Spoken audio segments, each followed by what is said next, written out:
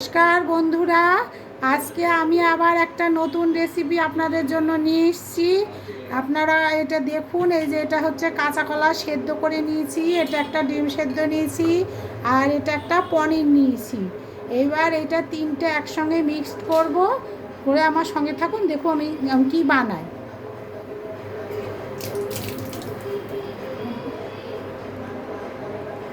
হ্যাঁ, এই যে দেখুন আমি এই বড়াটা তৈরি করার জন্য এখানে এই যে কাঁচা লঙ্কা কুচিয়ে নিয়েছি, একটা যেরকম পেঁয়াজ কুচি নিয়ে নিয়েছি, এখানে সামান্য হলুদ, নুন, একটু লঙ্কার গুঁড়ো দিয়ে একটু আদা বাটা দেব, দিয়ে এটাকে পেস্ট করে নেব, মেখে নেব আর কি।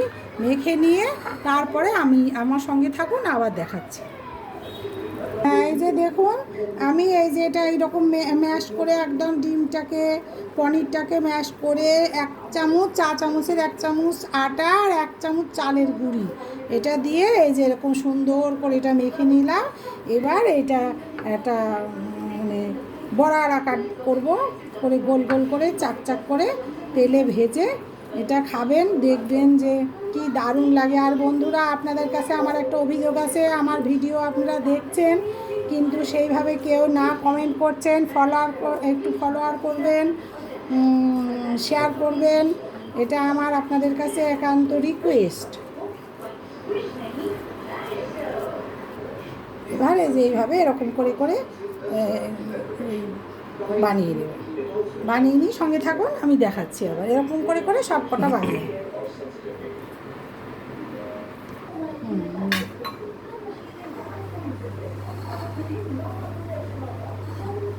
এই যে আমার এইভাবে সব রেডি হয়ে গেছে।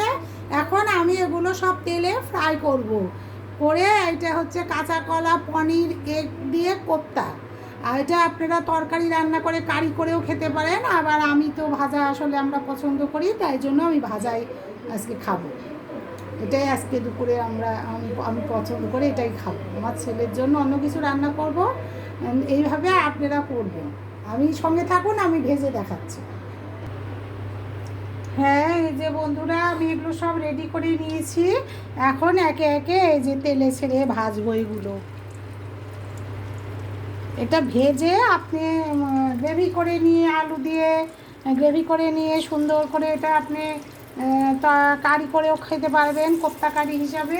আর আমি তো এই যে টিকিয়া হিসাবে আর কি খাবো আমরা, সেই জন্য আমি এভাবে শুধু আজকে ভেজে নিচ্ছি। আপনারা এভাবে করে খাবেন।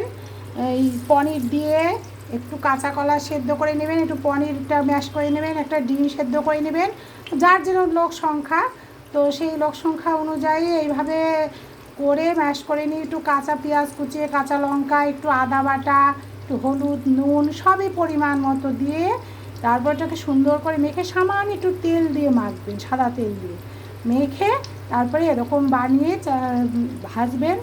ভেজে আপনারা রান্না করেও খেতে পারেন, আবার শুধু ভাজাও খেতে পারেন, স্ন্যাক্স হিসেবে বিকালে চায়ের সাথেও খেতে পারেন, গেস্ট আসলে দিতে পারেন। দেখবেন যে মানে আপনাদের ওই দোকানের মিষ্টি খাবারের চেয়ে অনেক অনেক নাম পাবে এই খাবারটাই। আপনারা একবার হলেও করে খাবেন।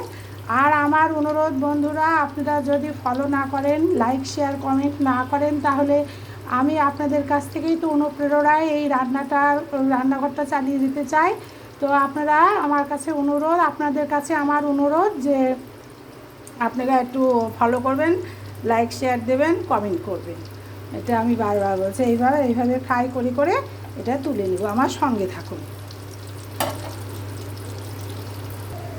দেখুন বন্ধুরা, মনে হচ্ছে এক পিঠ হয়ে গেছে।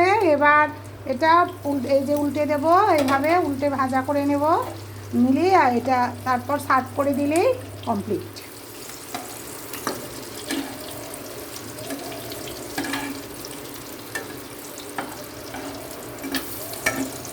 এভাবে সবগুলো এই যেরকম ফ্রাই করে নেব।